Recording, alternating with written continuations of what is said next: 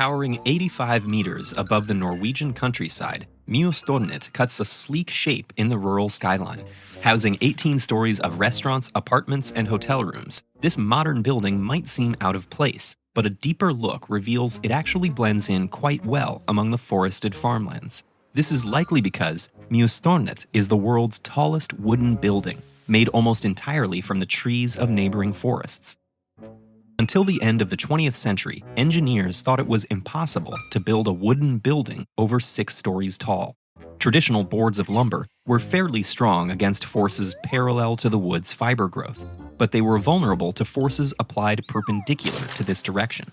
As a result, wood lacked steel's tensile strength, or concrete's compressive strength, each necessary to support tall buildings and battle the powerful winds found at high altitudes.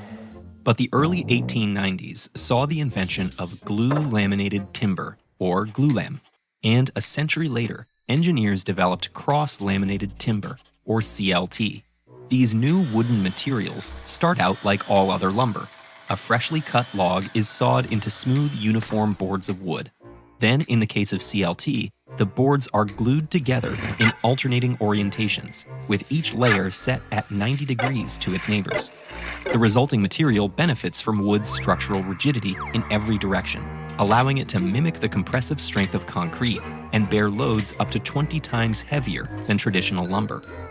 Glulam, on the other hand, glues boards together in the same direction, forming massive beams with tensile strength comparable to steel.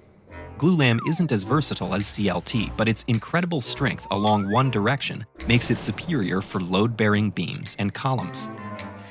These engineered forms of wood could finally compete with traditional materials, while also bringing their own unique set of advantages.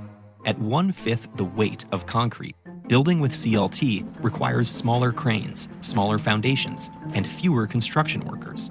While concrete has to undergo a time-intensive process of casting and curing in a mold, timber can be shaped quickly using computer-directed cutting machines.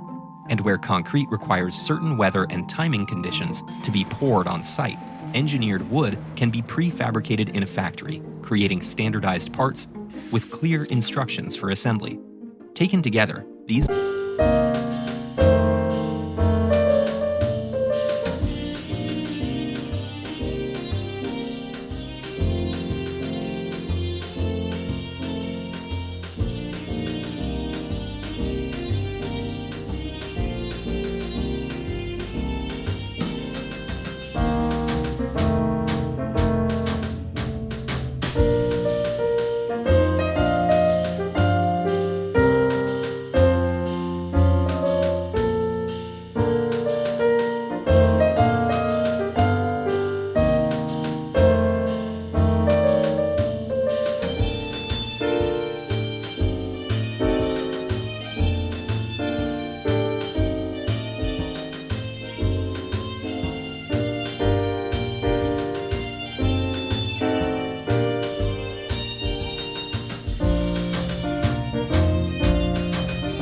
materials allow for faster and quieter construction, with more biodegradable materials and less waste. Once constructed, CLT and glulam buildings are also more resilient to some natural disasters. An earthquake can crack concrete, permanently weakening an entire structure, but cracked wood panels can be easily replaced. The same is true for fire safety. As temperatures rise in a CLT building, the material's outer layer will char, insulating the inner layers for up to 3 hours. This is more than enough time to evacuate most buildings, and once the smoke is settled, charred panels can be swapped out, unlike melted steel beams. But perhaps the biggest benefits of CLT and glulam are outside the construction site. Building construction is responsible for 11% of annual global carbon emissions, and the production of steel, concrete, iron, and glass are major contributors to that figure. Timber, however, is a renewable resource that can be made carbon neutral if trees are planted to replace those cut down. Wood also has low thermal conductivity, making it easier to heat and cool buildings with less energy waste.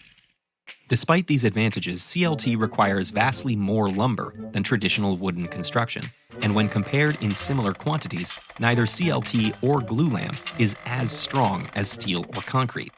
Even Mjøstårnet isn't made entirely of wood, as it contains concrete slabs to reinforce the upper floors. Taken together, it's unlikely that a purely wooden structure would be strong enough to support a 40-story building, the minimum height for a formal skyscraper. But even if only buildings under 30 stories were built from wood, it would reduce the carbon footprint of those structures by more than 25%. So no matter how tall these wooden buildings rise, each one contributes to the health of our concrete jungles. Speaking of concrete, what if cracked concrete could fix itself? This revolutionary technology could save resources and lives. Learn what the secret ingredient is with this video.